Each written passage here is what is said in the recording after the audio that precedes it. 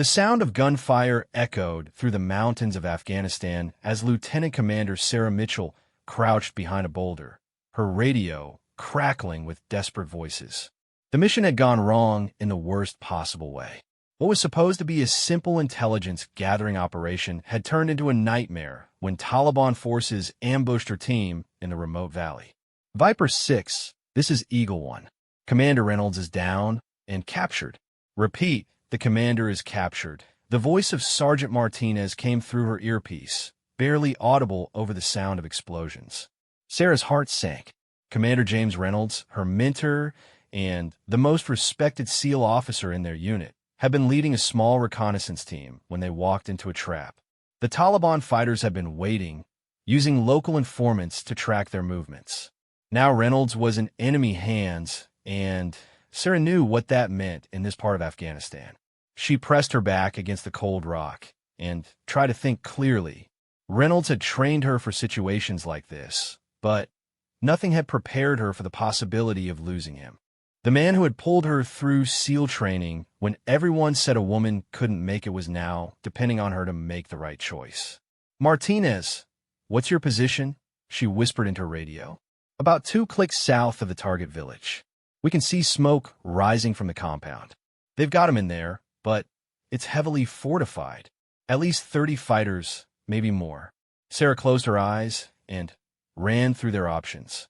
A direct assault would be suicide with their small team. Calling for backup would take hours, and by then, Reynolds might be dead or moved to another location. The Taliban didn't keep prisoners long, especially high-value targets like a SEAL commander. She thought about Reynolds and how he had always told his team that no one gets left behind. It wasn't just a motto to him. It was a sacred promise. He had risked his life countless times to bring home wounded soldiers, and now was her turn to honor that commitment. The village of Kostanji sat in a narrow valley, surrounded by steep hills. Sarah had studied the terrain during their mission briefing, but now she examined it with different eyes. The compound where they held Reynolds was an old mud brick fortress that had probably been used by fighters for generations. High walls, limited access points, and perfect fields of fire made it nearly impossible to assault. But Sarah had something the Taliban fighters didn't expect. She knew Reynolds better than anyone. They had worked together for 3 years, and she understood how he thought, how he moved, even how he would try to escape if given the chance. She also knew that he would never stop fighting, which meant his captors would be dealing with a very difficult prisoner. "Listen up, everyone," she said in her radio, gathering her scattered team. "We're not leaving without the commander, but we're not going guns blazing either. I have a different plan." Over the next hour, Sarah carefully positioned her remaining team members on the surrounding hills. Corporal Johnson took the high ground to the north with his sniper rifle. Martinez and Private Cooper moved to cover the main road leading out of the valley. She kept Petty Officer Williams with her as they approached the village from the east. The sun was setting behind the mountains, casting long shadows across the valley. Sarah knew this was both an advantage and a risk. Darkness would help conceal her movements, but it would also make it harder to identify targets and coordinate with her team. As they moved closer to the village, Sarah could see the layout more clearly. The main compound sat in the center, with smaller buildings scattered around it. Women and children moved between the houses, going about their evening routines. Sarah realized that any rescue attempt would have to be surgical. Innocent civilians couldn't be put at risk. "Williams, you see that old mosque on the eastern edge?" she whispered, pointing to a small building with a damaged minaret. "Yes, ma'am. That's our observation point. We need to get a better look at their security patterns before we make our move." They crawled through the rocky terrain, using the natural cover to approach the mosque. Sarah's mind raced as she developed her plan. She had noticed something during their approach that gave her an idea, something that might be crazy enough to work. The Taliban fighters were expecting a military response. They would be watching the hills for snipers, listening for helicopters, preparing for a traditional rescue operation. What they wouldn't expect was a single person walking into their camp. Sarah had spent months studying the local culture and language as part of her preparation for deployment. She could speak enough Pashto to communicate, and, more importantly, she understood the complex social rules that govern interactions in Afghan villages. There was an old tradition of sanctuary, a code that even hardened fighters sometimes respected. From their position near the mosque, Sarah watched the compound through her binoculars. She could see guards patrolling the walls, but their movements were predictable. More importantly, she noticed an older man in traditional robes who seemed to be giving orders. This was likely the local Taliban commander, and he would be the key to her plan. "Ma'am, you're not thinking what I think you're thinking, are you?" Williams asked, somehow reading her thoughts. Sarah lowered her binoculars and looked at her young teammate. Williams was barely 22, fresh out of training, but he had already proven himself in combat. His concern was written clearly on his face. "Sometimes the best way to rescue someone is to put yourself in the same danger," Sarah said quietly. "Reynolds taught me that. He also taught me that leadership means taking the risks you wouldn't ask others to take." She explained her plan to Williams, watching his expression change from confusion to horror to grudging understanding. It was insane, but it might be their only chance to get Reynolds out alive. As darkness fell over the valley, Sarah made her final preparations. She changed out of her combat gear and into civilian clothes she had carried in her pack. The loose-fitting shirt and headscarf would help her blend in, at least from a distance. More importantly, they would clearly identify her as a non-combatant when she approached the compound. "Give me exactly 30 minutes, she told Williams.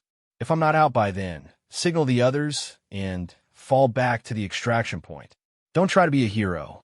"What about you, ma'am?"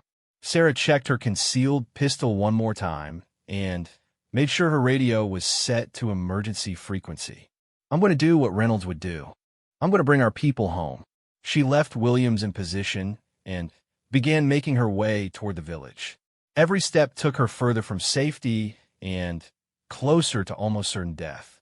The Taliban fighters she was about to face had killed American soldiers before, and they had no reason to show mercy to a lone woman walking into their stronghold.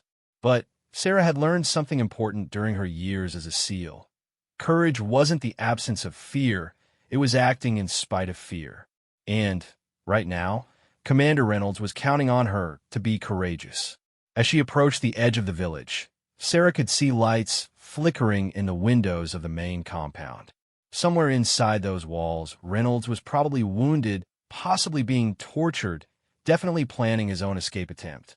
She was about to walk into the heart of enemy territory with nothing but her wits and a desperate plan. The guards at the main gate spotted her when she was still 50 meters away. She raised her hands slowly, making sure they could see she was unarmed. One of them shouted something in Pashto, and Sarah responded with a phrase she had practiced 100 times. "I need to speak with your commander. I have information about the American soldiers." The guards looked confused, speaking rapidly among themselves. This clearly wasn't what they had been expecting. After a few tense moments, one of them gestured for her to approach slowly. Sarah walked toward the compound gates, her heart pounding, but her expression calm. Everything depended on the next few minutes. If her plan worked, she might be able to save Reynolds. If it failed, they would both be prisoners or worse. The heavy wooden gates creaked open, and Sarah stepped inside the Taliban stronghold. Behind her, the gates closed with a sound like thunder, cutting off her last avenue of escape. She was now completely on her own, surrounded by enemy fighters who had every reason to kill her on sight. But Sarah Mitchell had not come this far to fail.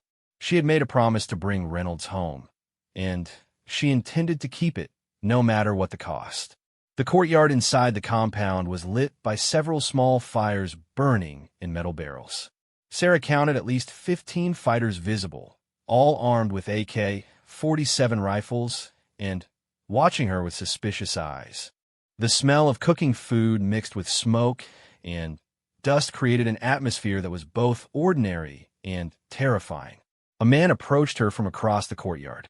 He was older than the others, perhaps 50, with a gray beard and the confident bearing of someone used to giving orders. His traditional robes were cleaner than those of his fighters, and Sarah noticed a newer Russian pistol tucked into his belt. This had to be the local commander. "You speak Pashto," he said in accented English, studying her face carefully.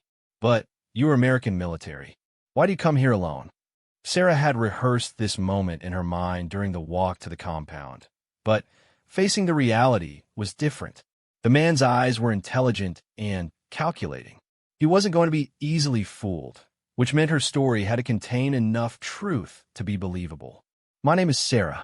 I was part of the team that your fighters attacked today. My commander was captured, and I've come to negotiate for his release." The Taliban commander laughed, but there was no humor in the sound. "Negotiate? You walk into my stronghold with nothing to offer and expect to bargain for the life of a high-value prisoner." "I have something you want more than one American soldier," Sarah replied, forcing her voice to remain steady. "I have information about future operations in this region. Troop movements, supply routes, planned raids." This was partially true. As Reynolds' second-in-command, Sarah did have access to classified operational plans. But she also knew that most of that information would become useless within days as units moved and plans changed. The key was making the Taliban commander believe it was more valuable than it actually was. The commander studied her for a long moment, then barked orders to his fighters in rapid Pashto. Two of them moved to flank Sarah, while another disappeared into a building on the far side of the courtyard. She forced herself to remain still, knowing that any sudden movement could trigger a violent response. "You will wait here," the commander said. "I must consult with others about this generous offer." Sarah nodded and allowed herself to be escorted to a spot near one of the fire barrels. The warmth felt good against the cold mountain air, but she couldn't relax. She was scanning the compound, looking for any sign of where Reynolds might be held. The building the fighter had entered looked promising. It was larger than the others and appeared to have been reinforced with additional security. More importantly, she noticed that guards were positioned specifically around that building, not just the compound perimeter. While she waited, Sarah observed the daily routine of the compound. Women prepared food in one corner while children played nearby, seemingly unaware of the dangerous men with guns who shared their space. This was a family compound being used as a military base, which explained the mix of domestic and tactical activities. One of the guards brought her a cup of tea, which surprised her. Despite being enemies, Afghan hospitality customs still applied. She accepted it gratefully, using the opportunity to strike up a conversation. "Thank you," she said in Pashto. "The mountains are cold tonight." The young fighter nodded. He couldn't have been more than 19, with the lean build of someone who had grown up in these harsh conditions. "You are far from home, American woman." "So are many people here," Sarah replied carefully. "War makes everyone strangers in their own land." Before the guard could respond, shouting erupted from the building where the commander had gone. Sarah recognized Reynolds' voice immediately, even though she couldn't make out the words. He was alive and apparently still fighting his captors, which was both encouraging and concerning. If he provoked them too much, they might decide he was more trouble than he was worth. The commander emerged from the building looking frustrated and angry.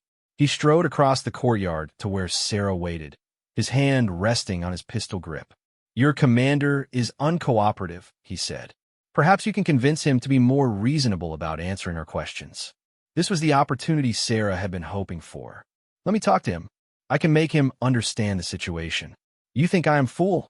the commander snapped. "You will not be alone with him to plan escape." "Then, stay in the room with us," Sarah suggested. "You can hear everything we say.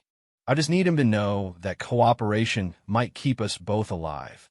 The commander considered this for several minutes, occasionally glancing toward the building where Reynolds was being held.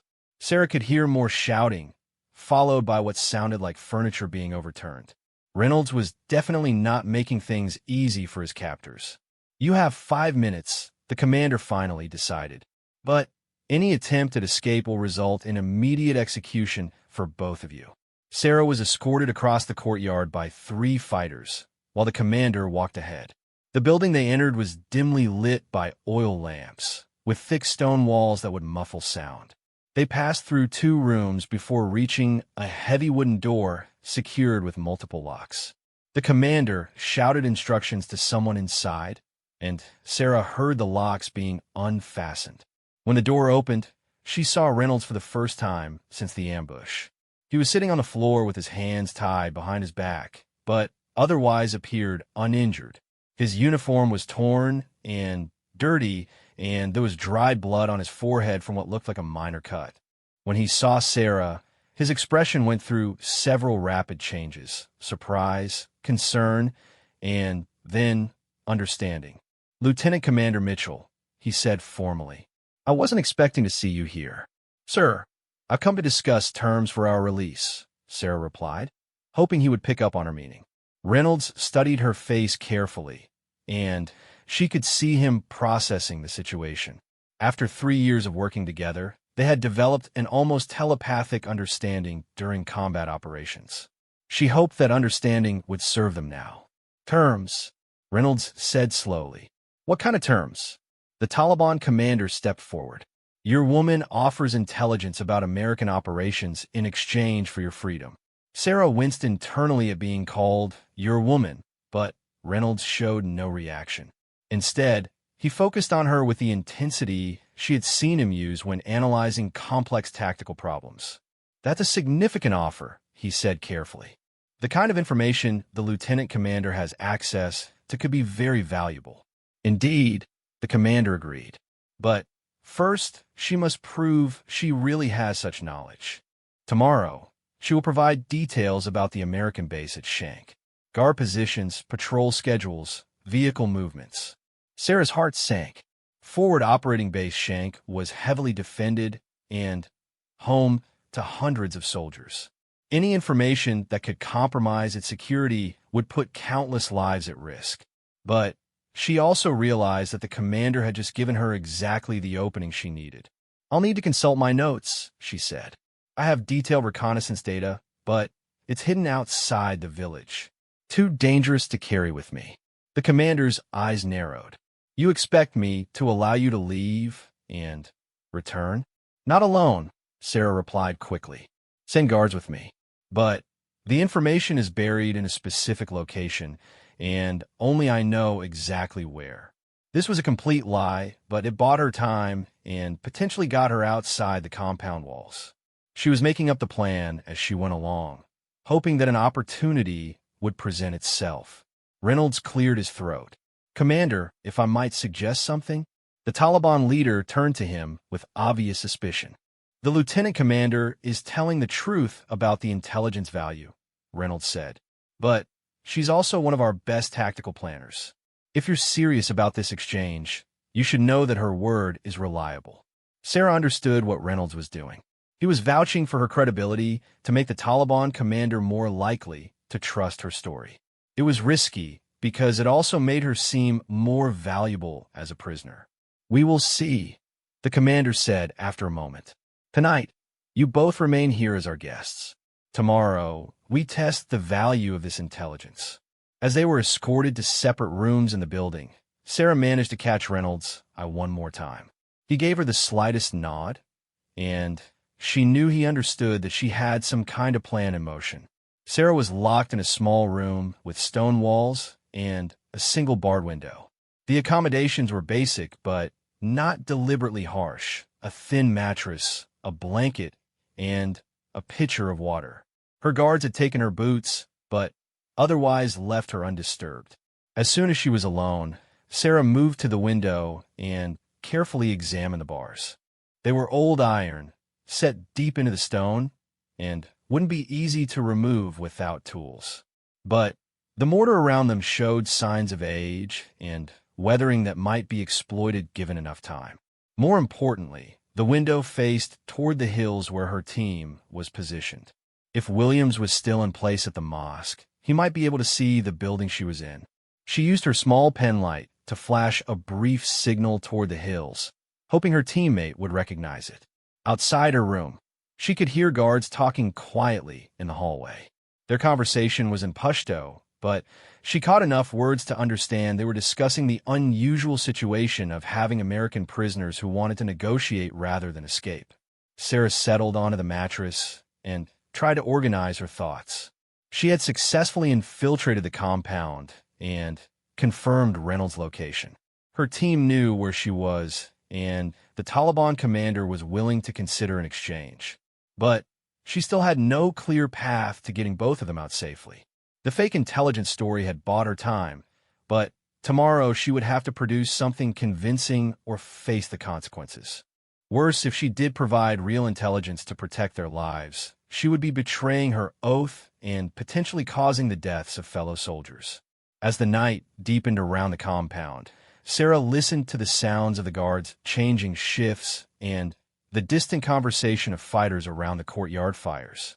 Somewhere in the same building, Reynolds was probably working on his own escape plan, just as she was. But escape wasn't enough anymore. Sarah had walked into this compound with a promise to bring Reynolds home, and she intended to keep that promise. Tomorrow would bring new challenges, but tonight she had to rest and prepare for whatever came next.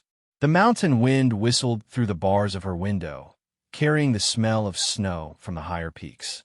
Winter was coming to Afghanistan, and with it, new dangers for both the hunters and the hunted. Dawn broke cold and gray over the mountain valley, casting pale light through the barred window of Sarah's cell. She had spent most of the night awake, listening to the compound's rhythms and finalizing her desperate plan. The sound of morning prayers echoed from the village mosque, followed by the gradual stirring of activity in the courtyard below. Sarah had made a decision during the long hours of darkness. She couldn't provide real intelligence that would endanger other soldiers, but she also couldn't simply wait for rescue that might never come. Instead, she would have to create an opportunity using the only advantages she had, her knowledge of Reynolds and the Taliban commander's greed for valuable information. The sound of locks turning interrupted her thoughts. The door opened to reveal two guards and the young fighter who had brought her tea the night before. He carried a tray with bread, tea, and what looked like goat's milk. "Eat," he said simply in English. "Commander wants to see you soon." Sarah accepted the food gratefully. She needed to maintain her strength for whatever was coming. As she ate, she noticed the young guard watching her with curious eyes. "What is your name?" she asked in Pashto. "Khalil," he replied after a moment's hesitation. "You speak English well, Khalil." He shrugged. "I learned before the war. My family had shop in Kabul." The sadness in his voice suggested that both the shop and perhaps his family were gone now. This small connection gave Sarah an idea. "The war has taken much from everyone," she said carefully. "Perhaps it's time for some things to be given back." Before Khalil could respond, heavy footsteps in the hallway announced the arrival of the commander. He appeared in the doorway wearing the same clean robes as the night before, but his expression was harder, more businesslike. "Come," he ordered. "We will retrieve this intelligence you promised." Sarah had known this moment would come, and she was as ready as she could be. Her plan was risky beyond measure, but it was the only path she could see that might save both her and Reynolds without betraying her fellow soldiers. She was escorted outside where a small convoy waited, two pickup trucks loaded with fighters and heavy weapons. The commander gestured for her to get into the lead vehicle, while several guards positioned themselves around her. "Where are we going?" the commander asked as they drove out of the compound. "There's a cave system about 3 kilometers northeast of here," Sarah said, pointing toward a ridge she had identified during her reconnaissance the previous day. "The intelligence package is hidden in one of the deeper chambers." This was partially true. There were caves in that direction, though Sarah had never actually been inside them. More importantly, the location would take them away from the village and closer to where her team was positioned.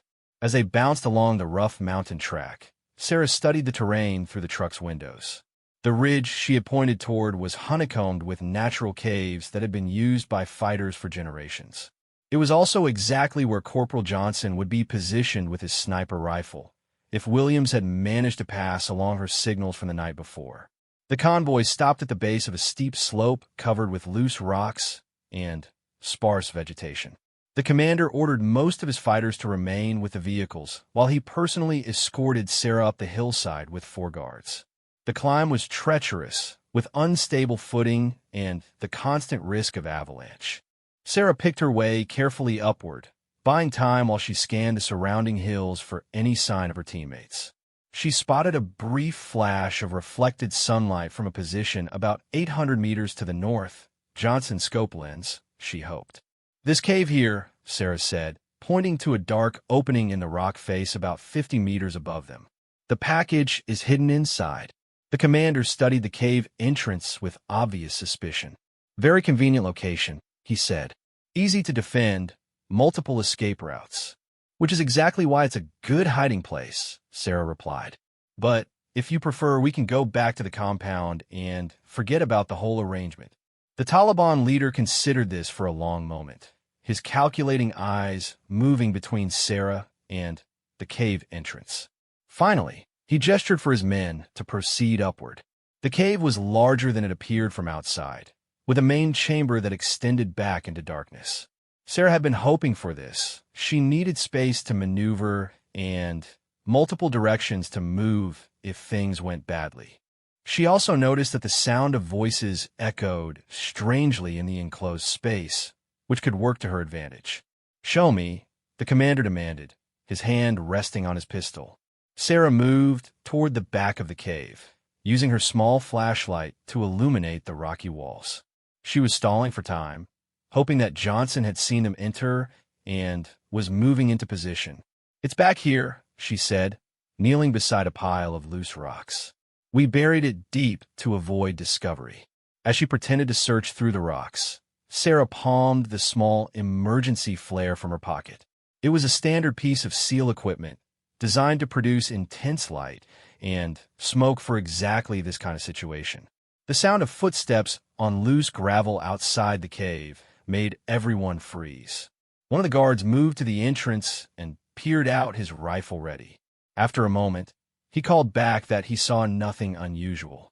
But Sarah had heard something in those footsteps that the guards missed, the distinctive pattern of military boots moving tactically across difficult terrain. Her team was in position. "Commander," she said, standing up slowly, "before we continue, there's something you should know about this intelligence." "What?" His suspicion was evident in his voice. "It's not just reconnaissance data. It includes targeting information for drone strikes planned against Taliban leadership in this region." This got his full attention. Drone strikes were one of the few things that truly worried local commanders, since they could strike anywhere without warning. "Show me," he demanded, moving closer to where she knelt. Sarah activated the flare and threw it toward the cave entrance in one smooth motion. The cave filled with brilliant red light and thick smoke, temporarily blinding everyone inside. In the same instant, she dove toward a depression in the cave floor as the sound of gunfire erupted outside. Johnson's rifle spoke once, then twice, taking out the guards who had remained with the vehicles. The fighters inside the cave shouted in confusion, trying to orient themselves in the smoke and chaos. Sarah rolled behind a large boulder as bullets ricocheted off the cave walls. The commander was screaming orders in Pashto while his remaining men fired blindly toward the cave entrance. She could hear more gunfire outside as her team engaged the Taliban fighters. The smoke from the flare was beginning to clear, which meant she had only seconds before the guards inside the cave regained their vision. Sarah drew her concealed pistol and waited for her opportunity. One of the guards stumbled past her hiding place, coughing from the smoke and trying to reach the cave entrance. Sarah grabbed him from behind, using him as a human shield while pressing her pistol to his head. "Commander," she shouted in Pashto, "tell your men to drop their weapons." The Taliban leader spun toward her voice, his own pistol raised. In the dim light filtering through the smoke, his face was a mask of rage and betrayal. "You think you are clever, American woman," he snarled. "But you have only trapped yourself in here with us." "Look outside," Sarah replied. "Your vehicles are destroyed, your guards are dead, and my team has this position surrounded. Surrender now and live." The commander glanced toward the cave entrance where the sound of gunfire had stopped. The silence that followed was more ominous than the battle noise had been. "Williams, report," Sarah called out, hoping her teammate could hear her. "Cave is surrounded, ma'am," came the reply from outside. "All hostiles in the vehicles are down. We have you covered." The commander's expression changed as he realized his tactical situation. He was trapped in a cave with a trained killer holding one of his men hostage, while unknown numbers of American soldiers controlled the area outside. But Sarah could see in his eyes that he wasn't ready to surrender. Men like this didn't give up easily, especially when they felt they had been tricked and humiliated. "There's another way out of this," she said carefully. "You can walk away from here alive, and so can your remaining men. But only if you help me with something first." "What do you want?" "There's another American soldier in your compound. I need him released unharmed." The commander laughed bitterly. "You think I will simply give you both prisoners? Why would I do this?" "Because," Sarah said, pressing the pistol more firmly against her hostage's head, "you're a practical man who understands that dead fighters can't protect their families. Let my commander go, and you live to fight another day." For several tense minutes, the only sound in the cave was the heavy breathing of frightened men. Sarah could feel her hostage trembling, and she wondered if the young fighter had a family of his own waiting for him to come home. Finally, the Taliban commander lowered his pistol slightly. "If I agree to this trade, how do I know you will not simply kill us all?" "Because killing you doesn't serve my mission," Sarah replied. "I came here to bring one man home, not to start a war in this valley." She could see him weighing his options, calculating the risks and benefits of different choices. He was a survivor, which meant he knew when to fight and when to negotiate. "I will make you an offer," he said finally. "I will order the release of your commander, but you and I will walk down to the compound together alone. If you try to betray me, my men will execute him before your team can intervene." It was a reasonable counteroffer, and Sarah knew it was probably the best deal she was going to get. But it also meant trusting a man who had every reason to want her dead. "Agreed," she said, "but one of your men stays here with my team as insurance. If anything happens to me or my commander, he doesn't make it home either." The standoff continued for another few minutes as both sides worked out the details. Finally, they emerged from the cave into the bright mountain sunlight. Sarah's team was positioned on the surrounding ridges, their weapons trained on the cave entrance. The walk back to the compound was the longest 30 minutes of Sarah's life. She walked beside the Taliban commander, both of them hyper-aware that any sudden movement could trigger a firefight that would kill them both. When they reached the village, Sarah could see Reynolds standing in the courtyard, apparently unharmed but heavily guarded. The sight of him alive and whole filled her with relief she hadn't expected. "Commander Reynolds," she called out, "are you ready to go home?" He looked up at the sound of her voice, and for the first time since she had known him, Sarah saw tears in his eyes. "Outstanding work, Lieutenant Commander," he replied formally. "Outstanding work indeed." The exchange was completed without incident. Reynolds was released to Sarah's custody, while the Taliban commander kept his word about allowing them to leave safely. As they walked out of the village under escort, Sarah realized that she had just accomplished something that military historians would probably debate for years. 2 hours later, they reached the extraction point, where helicopters waited to carry them home. As the aircraft lifted off from the mountain valley, Sarah looked down at the village where she had spent one of the most terrifying nights of her life. Reynolds placed a hand on her shoulder. "That was either the bravest or most foolish thing I've ever seen," he said over the noise of the rotors. "Probably both, sir," Sarah replied. "But you always said no one gets left behind." Reynolds nodded slowly.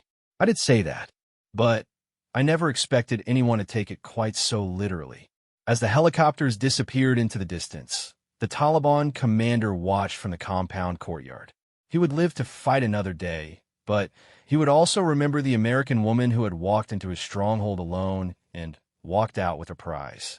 In the complex arithmetic of war and honor, she had proven that courage and determination could sometimes triumph over superior numbers and firepower.